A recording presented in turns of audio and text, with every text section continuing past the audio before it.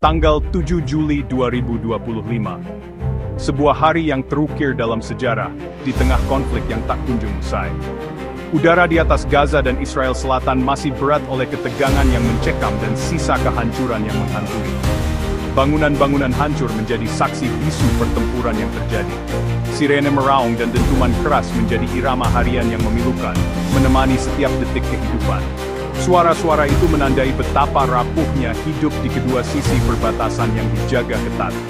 Garis demarkasi yang memisahkan harapan dan ketakutan.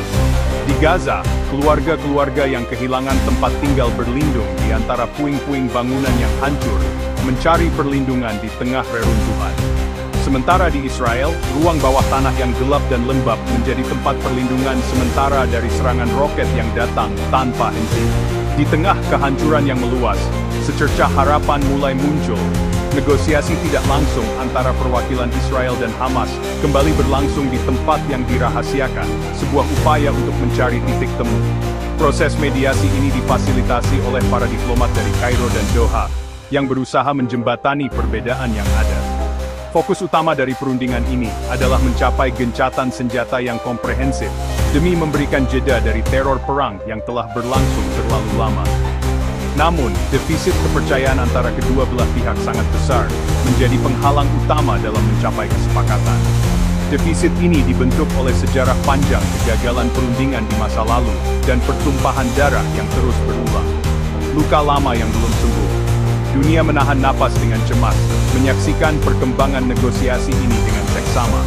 Menunggu dengan harapan, apakah dialog yang sedang berlangsung ini, pada akhirnya bisa membangun jembatan yang kokoh, di atas jurang perbedaan yang dalam dan menganga. Negosiasi berjalan di atas ujung pisau. Sebuah keseimbangan rapuh di mana setiap langkah yang salah dapat menyebabkan bencana. Dengan tuntutan inti kedua pihak yang saling bertolak belakang, mencapai titik temu menjadi tantangan yang sangat berat. Hamas ingin blokade yang melumpuhkan dicabut sepenuhnya, dan semua tahanan mereka dibebaskan. Ini adalah pilar utama dari posisi mereka.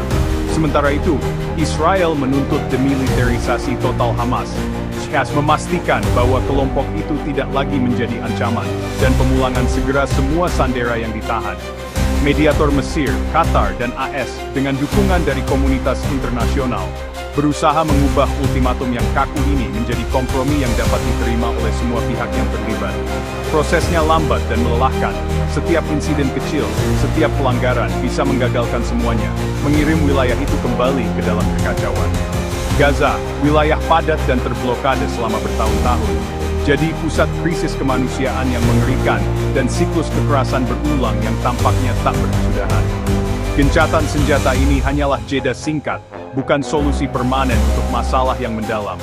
Akar konflik tetap kokoh dan tidak tersentuh, dan ketenangan yang ada hanyalah masa tunggu yang menegangkan sebelum kemungkinan pertempuran berikutnya pecah. Bagi warga sipil yang tak terhitung jumlahnya di kedua sisi perbatasan, ini bukanlah perdamaian sejati, hanya jeda sementara dalam perang yang tak kunjung usai, sebuah siklus tanpa akhir dari harapan dan keputusasaan. Di balik layar, sebuah jaringan kompleks dari diplomasi dan negosiasi diam-diam terus berlangsung. Kekuatan global menggunakan pengaruh mereka, seringkali tanpa sorotan publik. Netanyahu bertemu Trump di Mar-a-Lago, sebuah pertemuan penting yang menggarisbawahi dinamika aliansi internasional. Pertemuan ini bertujuan mencari dukungan dan tekanan baru pada Hamas, mencerminkan upaya berkelanjutan untuk mempengaruhi dinamika kekuasaan di wilayah tersebut. Diplomasi informal ini menambah kerumitan pada lanskap politik yang sudah kompleks. Diplomasi informal ini menambah kerumitan upaya resmi yang dipimpin AS, yang berusaha menyeimbangkan berbagai kepentingan. Di Eropa, protes besar pecah, mencerminkan meningkatnya ketegangan dan polarisasi opini publik. Protes ini menyoroti perpecahan publik soal konflik ini, dengan demonstran dari kedua belah pihak menyuarakan pendapat mereka.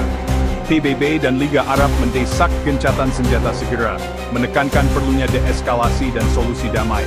Mereka khawatir konflik meluas ke regional, yang berpotensi memicu ketidakstabilan lebih lanjut.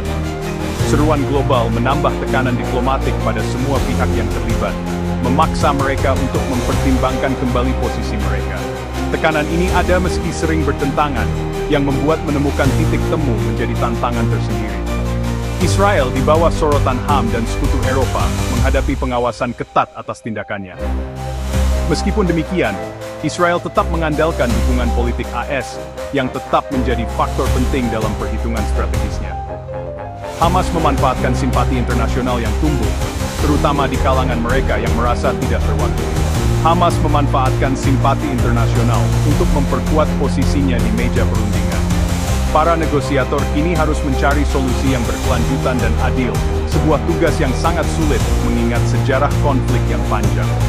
Solusi yang diterima lawan dan dunia yang terus mengawasi, dengan harapan dan kecemasan yang sama. Di balik diplomasi, krisis kemanusiaan di Gaza memburuk drastis. Rumah sakit kewalahan, kekurangan obat dan listrik, dokter bekerja di bawah tekanan ekstrem. Air bersih langka, penyakit meningkat, dan ketahanan pangan runtuh. Sebagian besar penduduk di ambang kelaparan, bantuan sangat terbatas. 4 poin utama, negosiasi gencatan senjata, diplomasi informal, seruan internasional, dan krisis kemanusiaan yang mendesak. Jumlah korban sipil terus bertambah, kebutuhan bantuan jauh melebihi yang tersedia. Respons global masih minim tindakan nyata untuk melindungi warga sipil. Dunia menyaksikan bencana buatan manusia, di mana kegagalan politik dibayar dengan nyawa orang biasa. Saat debu mengendap, pertanyaan besar muncul, apakah ini awal akhir atau hanya jeda sebelum kekerasan berikutnya? Isu-isu inti, kedaulatan, perbatasan, Yerusalem, hak pengungsi, keamanan belum terselesaikan. Gencatan senjata hanyalah jeda dalam siklus kekerasan yang terus berulang. Perdamaian abadi butuh keberanian politik dan kompromi nyata, bukan sekadar mengelola konflik. Upaya internasional harus fokus pada penyelesaian politik yang adil bagi Palestina dan keamanan bagi Israel. Tanpa solusi politik, siklus perang akan terus berulang, menambah korban dan penderitaan. Dunia harus memilih tetap jadi penonton, atau menjadi agen aktif perdamaian yang telah lama dijanjikan.